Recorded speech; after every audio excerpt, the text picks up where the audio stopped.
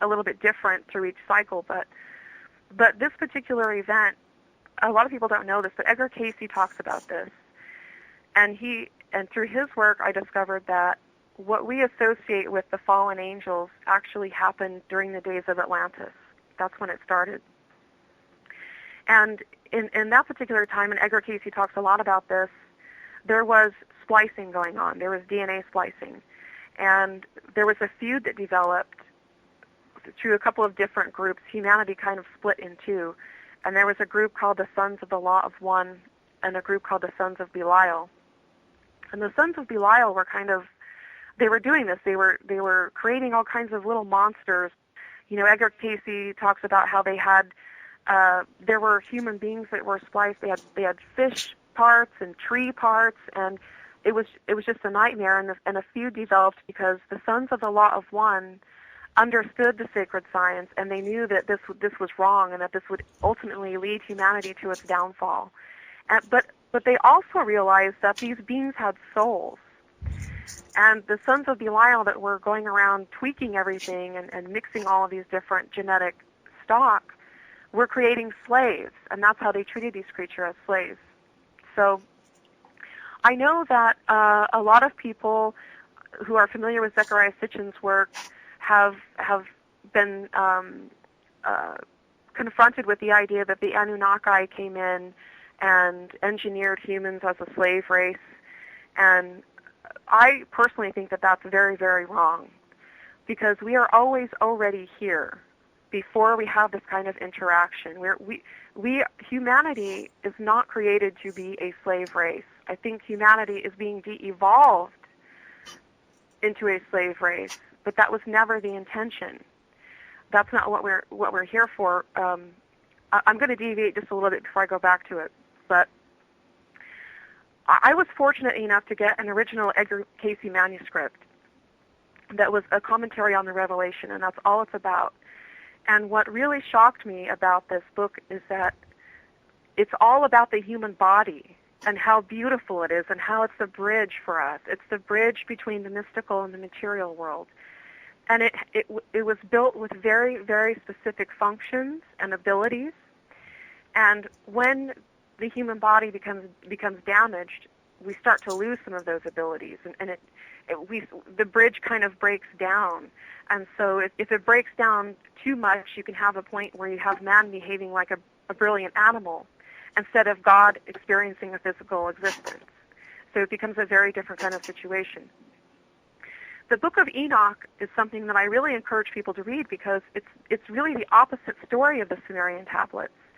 Because basically it talks about how we were already here when we had this visitation, when these fallen angels came, and it talks about all of the different things that they taught men. They did not just contaminate our bloodline, they contaminated our minds with their teachings, and one of the worst teachings that they gave to us, of course, was war. How to make weapons, how to kill each other. And the reason that the Book of Enoch is so different from Zecharia Sitchin's interpretations of the Sumerian tablets is because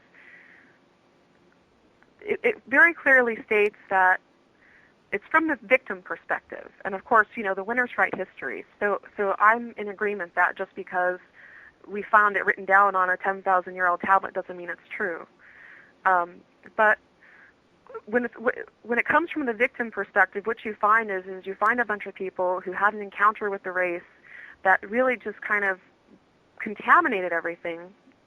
But they also, of course, humanity had to be willing participants to a degree. So we don't just get to just shift the blame over to someone else. That's really important, because people still had free will. They just didn't use it to their best advantage. But so these beings, they came, they interfered, but it's also very clear from the Book of Enoch that the people during this time period very, very clearly understood that the beings that they were dealing with were not gods. They very clearly understood it, because it does talk about how their cries went up to heaven, because what happened was, and I know that a lot of people don't believe that the Nephilim were real, that the giants were real, and it's really unfortunate, because I guess there was some contest online, Right, I remember that. You know what I'm talking about, the Photoshop thing. Yeah, the Photoshop thing, right. And so people think, well, they're all bogus, which is not true. And there are really great sources in the book which are just leading you to other sources of people who have remarkable stories about the giants, especially the Native Americans. So and they the were Hawaiians. I'm sorry? And the Hawaiians as well. Yeah, I mean, the stories are all over the world. I mean, every culture has them. So, but I think that's kind of the point, is that people knew that these were not gods, which is the opposite version of the Sumerian tablets. The Sumerian tablets have it's the most corrupt and perverted version of humanity's past I think I've ever seen, if you want the truth. Because in fact, when these people had this interaction, they were praying for help. Give us help. They're so much larger than we are, and they're so much stronger than we are. We're really struggling to deal with these people. And there's another book, it's called the Book of Jubilees, that actually talks about there was a race of man that went extinct because they were eaten by the giants. The giants were cannibals. So it was a very, very difficult time in our past. And I think if we're not really careful, we're going to have a lot of similar problems eventually. I mean, it's I'm sure you guys know it's legal in Europe to start splicing animal and human DNA, and it's just going to go downhill from there. I think that's the thing, going back to that portrayal of the devil that I was talking about. Every form on this planet has a very specific law attached to it, and that law is a law that creates the other laws. So it's fractal. The one law is fractal, the laws of creation. So if you tweak something at the small scale, the rest of it doesn't function. I mean, you can look at it any way you want. You can look at it as a computer code. If you change the code, the program doesn't function the same way. Even if it's just a little teeny code, you're going to have glitches. Or if in a car, if one of the spark plugs isn't firing, you're going to have a problem. It's in music, if you change just one note of the song, it's not the same song anymore. But we've done more than just change one. We're changing more and more and more and more of them.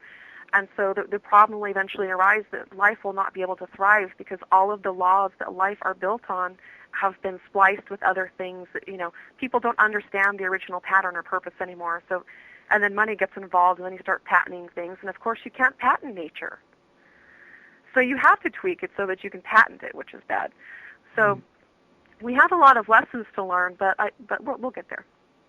So it's kind of, you think we're kind of going through cycles with this same evolution, destruction. Do you think we've ever made it through this evolution successfully and done quote unquote the ascension? I don't know what that looks like. There's a lot of people talk about the light body thing where we transfigure and change into a different or evolve into a different type race.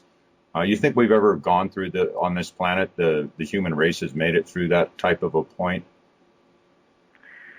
I don't know if the entire race has, but I think there are always individuals that do. But I think that this time there is a very, very real potential for the majority of humanity to make that shift. And I think it's I really don't know. I mean, I know that the Anasazi and some of the Mayans kind of just disappeared. Yeah. And of course, even Enoch himself, it very specifically says that Enoch was taken to heaven and he was no more. And I think people misunderstand that. I think that a lot of the ancient astronaut theorists, we could say, may look at that and say, well, he was taken aboard a spacecraft. But what I read in the Edgar Cayce manuscript and what I read in the Essene traditions in their ancient texts is that he was in fact transformed. And Jesus also did the same thing. And that was something that really struck me in the Edgar Cayce manuscript, because Edgar Cayce is talking about how the cells of the body can evolve and change, and that's actually how Christ rose from the dead, and that we're missing that whole entire thing. And I would say we definitely are missing it, because if you talk to somebody about the Revelation, as far as they're concerned, it's this awful, terrible prophecy about death, when in fact it's a book of life, because the seven churches, in Revelation are the 7 primary glands in the human body. That's what they are. So, people are just really missing the boat. But what's so great to see is how many people are finally ready, because they get it. They look around and they go, oh, this just is not working. I mean, I'm having this conversation with you guys under a sky that I haven't seen the sun come through for days because they've been chemtrailing. Mm-hmm. But we need the sun. We need to have the sun. That's our DNA needs those codes to be downloaded, because the part of the law of the body requires the little law of solar energy to be part of that process for life. So, I don't know. Did I go really far off track, or did that answer? That's actually, fine. You actually went right where I was about to ask a question exactly to what you were saying. So, synchronicity. Yeah, I walked out at break this morning. I worked this morning, half a day there, and walked out at break this morning, and I counted 6 distinct chemtrails right above my head. I just don't understand why people don't see this. But what I was gonna ask you was two questions. One, have you felt any side effects, not from the chemtrails, but just in this new? I'll give you an example. I've been feeling like sometimes I feel like someone's putting their finger through my head and it starts buzzing, or my forehead starts buzzing, or my lower back. Well, that's actually Kundalini. So I had a very similar experience, and it's not something I usually talk about, because generally when you hear people talk about a Kundalini awakening, you pretty much get the same story. They felt like they were being electrocuted. They felt all this energy in their spine.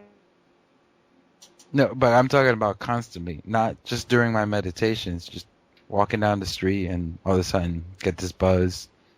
I hear high frequency tones that change on me sometimes.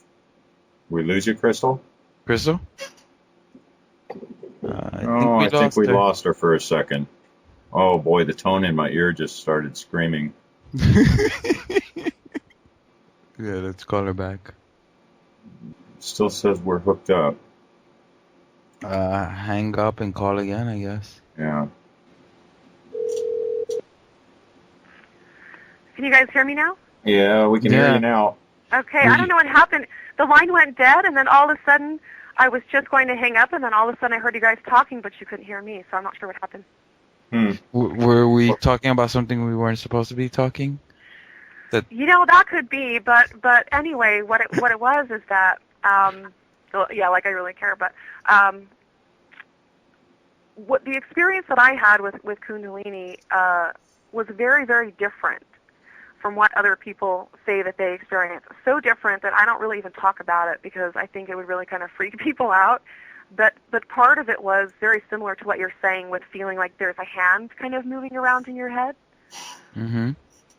And that's what it was. So yeah. Well, what I'm saying is it's I've had what you're talking about, but what I'm saying is it's a constant feeling. It's not only during my meditations.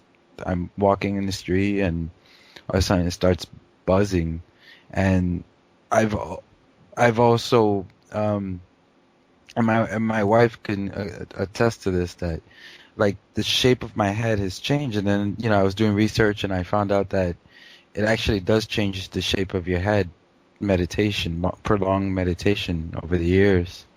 Right. So I was just wondering if you've been feeling any changes or anything. I'll give you a quick example. Me and Tom, I don't know if it was exactly the same time, but I was walking down the street and I felt like the ground moved and something was different. And Tom, what was your experience? Well, it felt like we shifted into a different timeline. I felt like a veil. It was like a veil was pulled across. It was weird. It was almost a shimmering. And I had a distinct impression that something significant had happened that had changed a major timeline